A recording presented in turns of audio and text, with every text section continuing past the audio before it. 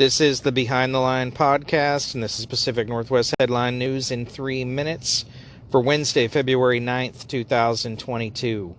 Well, I reported yesterday on the 2021 report from SPD about all the crime that occurred last year. Told you about all the shootings that occurred over the weekend in Seattle.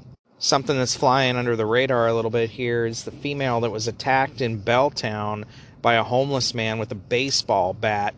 Took a full swing at her head with both hands on the bat. Somehow she survived. This guy was known to police. Of course, he had prior arrests, criminal history. And yet, the Seattle prosecutors and judges keep putting these people on the streets. Why is it these people tasked with public safety don't care about public safety? I also told you about the shooting in the restaurant in Tacoma last week.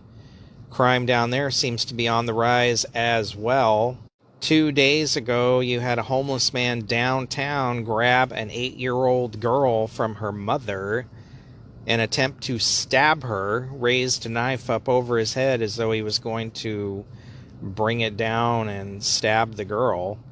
Luckily for the mother, bystanders nearby jumped in and held the man down until police arrived.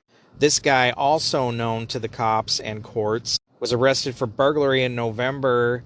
In December, rearrested for stabbing a Fred Meyer employee in the head with a screwdriver. Prosecutors asked for $15,000 bail and got $3,500. And then a company called the Northwest Bail Project comes along and bails this guy back out, and he commits this crime a couple days ago. First off, Northwest Bail Project should be out of business, and why are we allowing these people on the streets? Does anybody care about the victims or the general public at large? This is all by design. This is all to create chaos. The Oregon Secretary of State is expected to announce Wednesday she's rejecting 3 proposed campaign finance reform measures.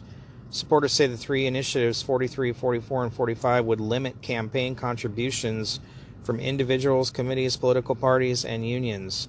But Secretary of State, the proposed measures were filed without the full text of the laws they would change, which violates the state's constitution. Supporters say these rules have not been enforced for 18 years. Well, of course they're not going to limit the amount of money they can get. Come on. California trying to pass some nutty gun laws. SB 906 would require parents to inform schools if there are firearms at home and provide details about how accessible the weapons are.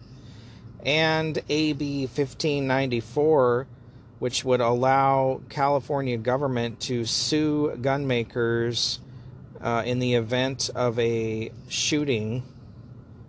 Actually, that's people or government to sue gun makers for liability in shooting deaths or injuries. The West Coast has turned into a corrupt, insane asylum. This has been Pacific Northwest Headline News in 3 minutes. For more, visit BehindTheLinePodcast.com. Thanks for listening.